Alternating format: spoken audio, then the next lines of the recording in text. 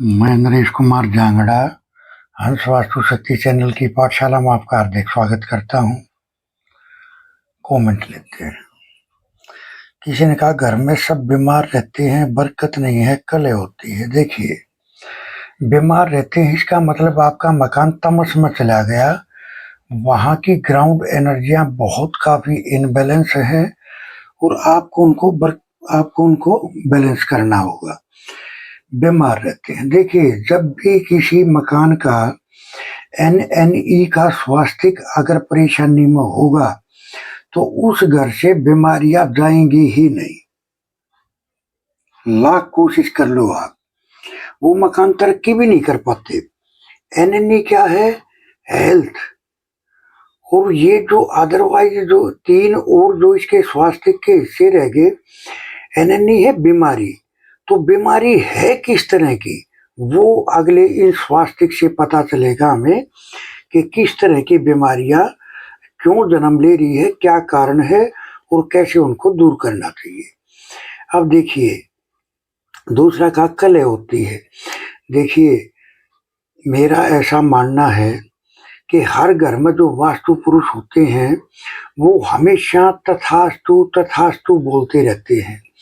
जब भी कहीं झगड़ा होता है या एक दूसरे की रिस्पेक्ट नहीं कर पाते तो वो तथास्तु बोलते रहते, तो उन्हीं को बढ़ावा मिलता रहता है। इसीलिए बोलते हैं घर में कभी झगड़ा नहीं करना चाहिए, घर में प्रेम से बोलना चाहिए, पॉजिटिव रहना चाहिए। तो उनका काम तथास्तु बोलने का है, तो वही काम बढ़ता चलेगा।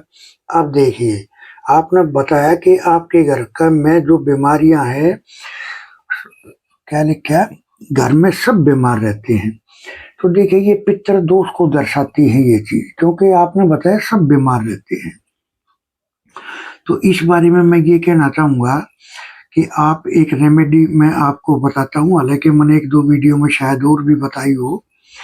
आपको पेठा लेना है, जिसको कद्दू बोलते हैं, येलो कलर का, बिल्कुल येलो कलर का, उस पर ग्रीन ग्रीन दाग ना हो।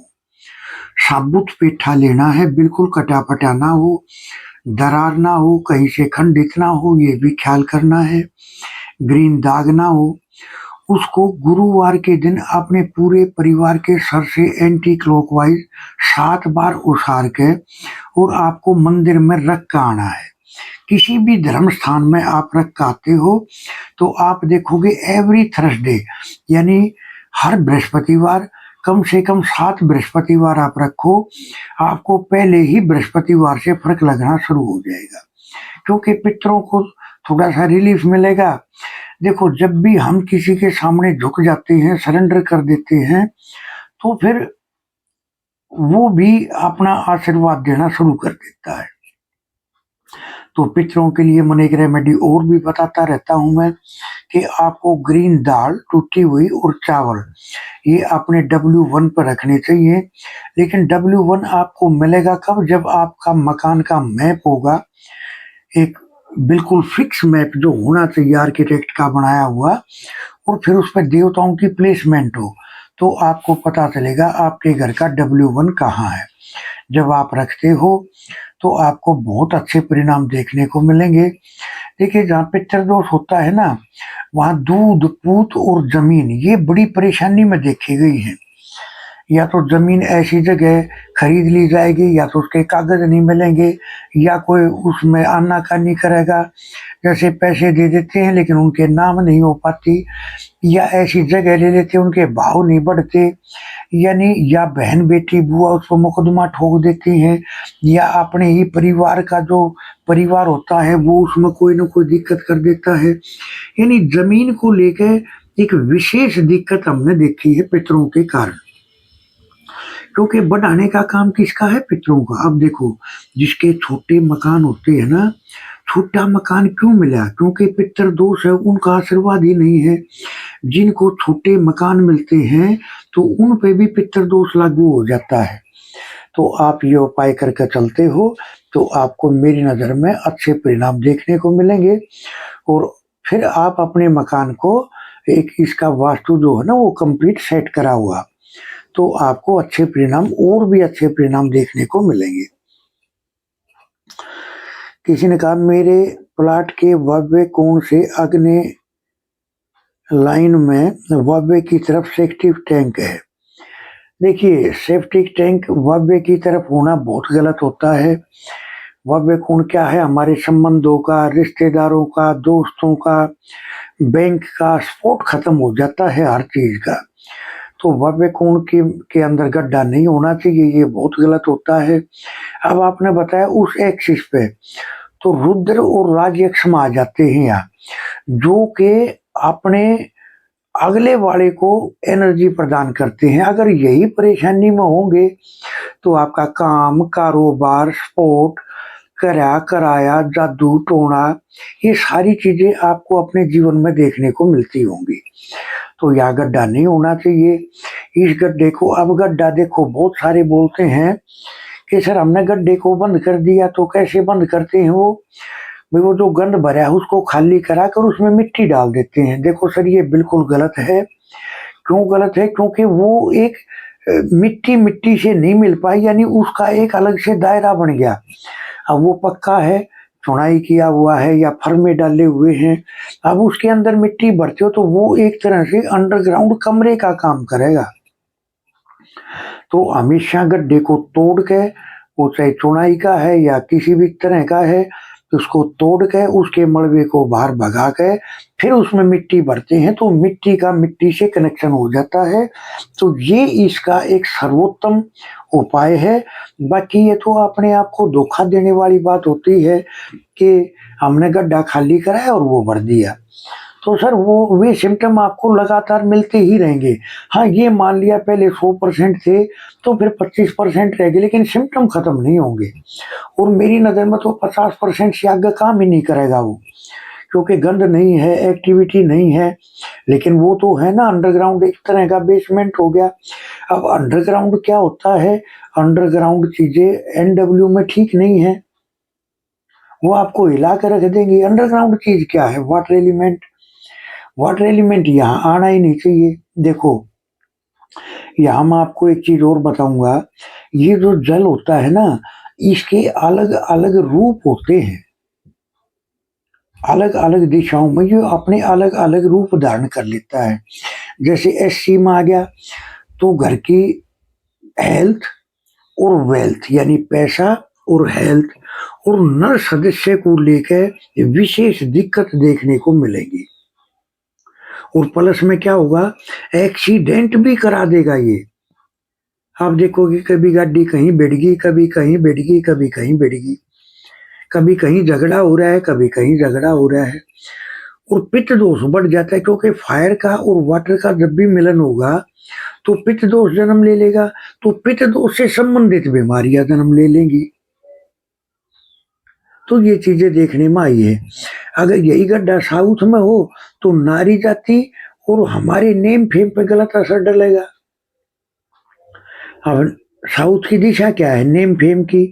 अब वो बदनामी में कन्वर्ट हो जाएगा और नारी जाति को वहम हो जाएगा कि हमारे किसी ने कर दिया, करा दिया, और उसको चरित्रहीनता का दोष भी पैदा हो जाता है ऐसे मकानों में। जहाँ साउथ में गड्ढा है, बोरिंग है, या सेप्टिक टैंक है, या गड्ढा है, तो चरित्र दोष भी जन्म ले लेता है। और इस तरह का चरित्र दोष जन्म लेता है कि बंदा जब तक आंखों से ओझल ना हो जाए तब तक उनको देखते ही रहते हैं ये, यानी नाभि से नीचे जिंदा रहने वाले लोग हो जाते हैं ये।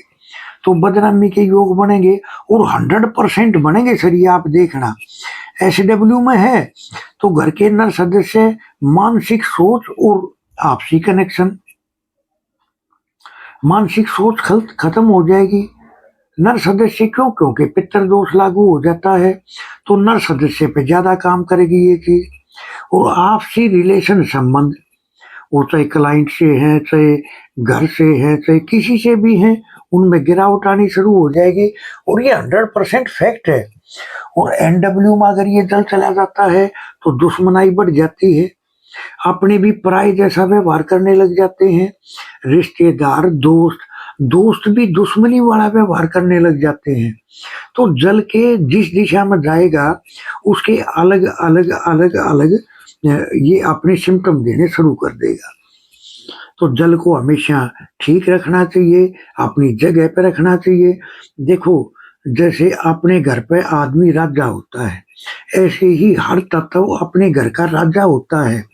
लेकिन अगर दूसरे के घर में चला गया तो दूसरा तत्व क्या बोल लगा इंसान की तरह, तेरा अपना ठिकाना तो है भी नहीं। तो सर हर तत्व को उसकी दिशा में होना बहुत ही अनिवार्य होता है। किसी ने लिखा, मेरे मकान को बने हुए 5 साल हो गए हैं लेकिन उसमें शिफ्ट नहीं हो पा रहे हैं, क्या वास्तु दोष है? एनी फेसिंग के सामने पड़ोसी की टॉयलेट है। देखिए सर, बिल्कुल पितर दोष है, जबकि आपको उस जगह का सुख नहीं मिल पा रहा। तो सुख देने वाले कौन है? पितर एनर्जी फील्ड। तो सर आप जो है ना, एक 5 मीटर सफेद कपड़ा ले सूती, उसमें 11 रुपए रखें, एक 10 का नोट, एक 1 रुपए का सिक्का, और सबसे ऊपर वाला जो हिस्सा होता है उस कपड़े का तय करने के बाद में उस पर हल्दी से प्रॉपर एक स्वास्तिक का निर्माण करें। और फिर अपने घर के अंदर से घुमा के एंटी क्लॉकवाइज 7 बार, और प्रार्थना करके पितरों से अपनी गलती की क्षमा याचना करके और उसको एक तरफ रख दो, जो बार बार उसको कोई छेड़े ना। जब आप इस तरह से करते हो तो आपको ये आपके मकान का सुख भी आपको मिलना शुरू होगा, उनका आशीर्वाद मिलना शुरू होगा। किसी ने कहा NW में ऊपर और नीचे टॉयलेट है। देखिए सर, मना भी बताया, NW में टॉयलेट है तो दोस्त हैं, रिश्तेदार हैं, तो ये आप पड़ोसी हैं, ये सब पर आपने भी परायो जैसा व्यवहार करना शुरू कर देते हैं और स्किन प्रॉब्लम रहती है इनको, ये भी देखने में आया है। आगे आपका क्वेश्चन क्या है? SW में टॉयलेट है। सर ये तो भारी पितृ दोष को दर्शाता है, बहुत गलत है ये, तो आपको इनका ट्रीटमेंट करना चाहिए। आगे क्या लिखा? नॉर्थ में क्लॉकवाइज सीढ़ियां हैं।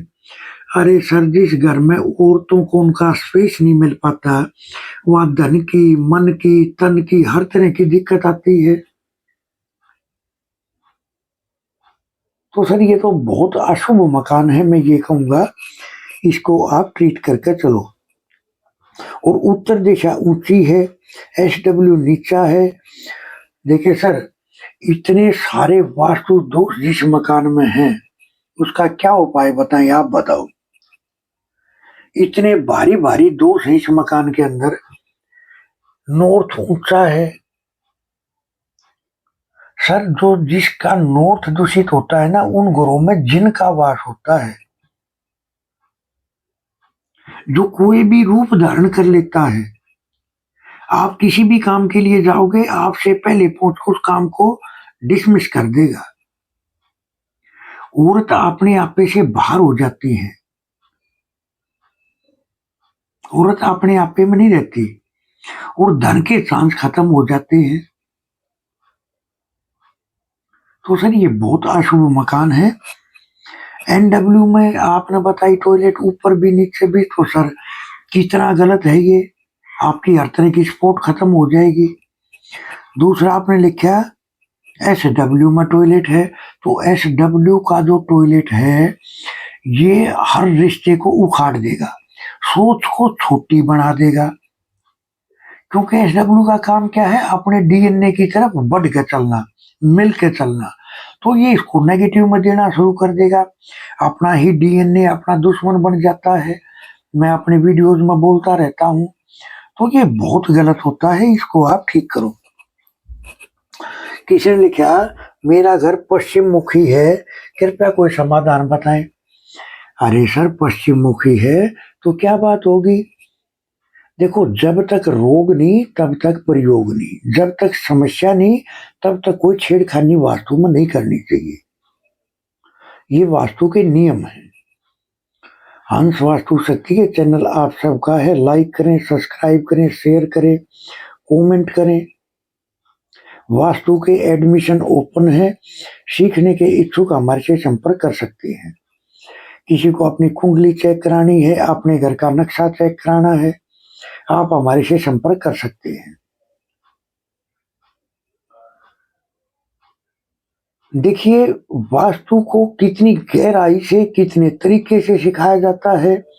देखिए सर, मैं बस यही बोलूँगा कि आजकल एक होड़ लग रही है, वहाँ से भी कोर्स कर लिया, वहाँ से भी कोर्स कर लिया, वहाँ से भी कोर्स कर लिया, फिर भी अपने आप में संपूर्ण नहीं हो पाते।